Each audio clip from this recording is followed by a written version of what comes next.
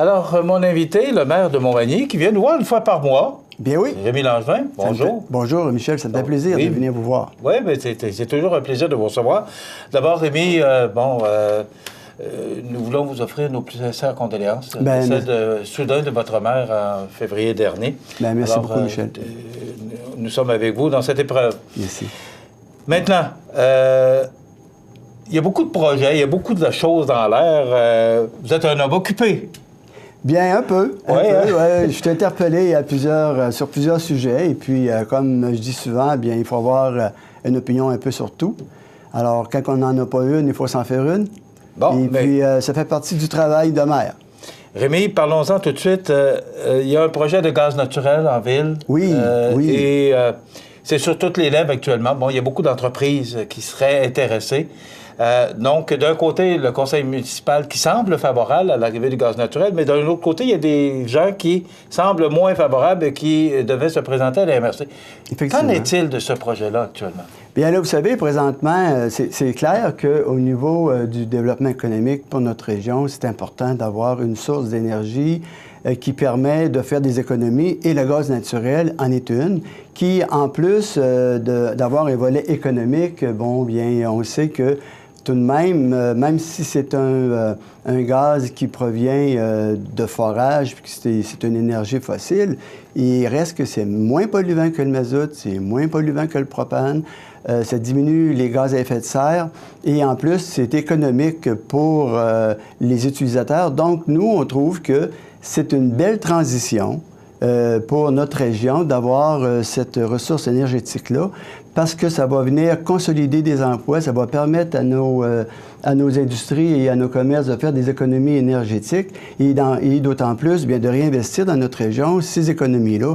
Alors, pour le conseil municipal et puis pour les élus de la région, c'est important d'avoir cette ressource énergétique. Expliquez-nous un peu comment ça fonctionne. Il est où actuellement? La valve est située à quel endroit actuellement? Présentement, ils sont arrêtés à Saint-Henri-Lévis. C'est sûr qu'il y a une distribution qui se fait aussi dans la région de Bellechasse, mais on partirait de... si on veut, là... Est-ce qu'on doit connecter des tuyaux à quelque part? Comment ça fonctionne? Bien, en fait, il y a déjà un réseau qui est présentement terminé ou en arrêt à Saint-Henri-de-Lévis.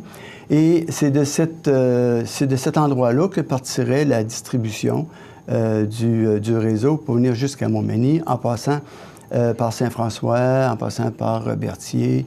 Est-ce que ça représente des investissements pour la ville? Aucun investissement pour la ville. En fait, c'est le gouvernement du Québec qui a... d'abord, il a proposé à Énergir... D'abord, la question leur a été posée, est-ce que vous avez des projets d'expansion? Et puis, il y a quelques années... Excusez. Pas de problème, pas de problème. Et il y a quelques années... On appelle ça du direct, oui. Il y a quelques années, en fait, il y a eu justement une analyse qui a été faite dans la région pour voir s'il y avait de l'intérêt au niveau des entreprises et des commerçants, des industries, à être branchés sur le gaz naturel. Et à partir de cette première étude-là, bien, il n'y avait pas à l'époque une volonté gouvernementale de prolonger le réseau de gaz naturel. Et puis récemment, le gouvernement a fait des vérifications auprès d'Énergir, qui d'ailleurs fait partie ce qu'on appelle, vous savez, l'électricité, le réseau électrique qui ça fait partie d'un... mais on cherche mon terme, là.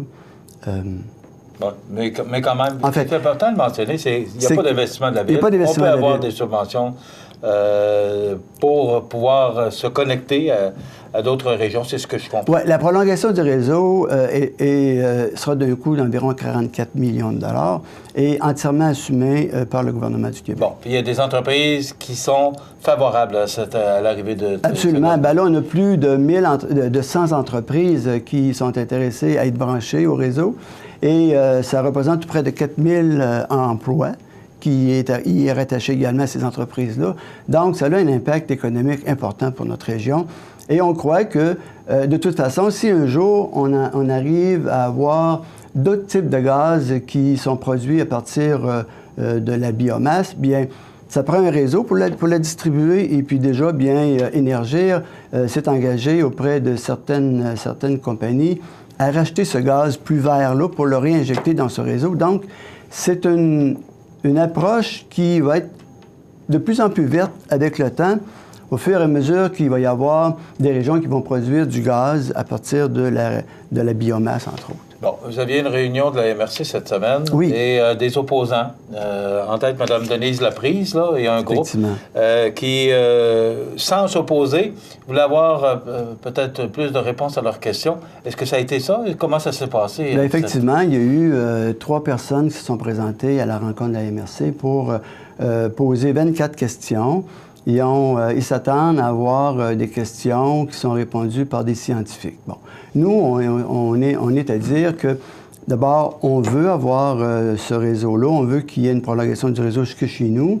Et, ça, c'est une volonté du Conseil? Du Conseil et de la MRC et des élus. Okay. Et puis, on se dit, bien, pour le moment, on n'a pas de confirmation de prolongation du réseau, donc on va attendre d'avoir ces confirmations-là. Et puis, bien entendu, il y aura une séance d'information qui sera adressée à la population.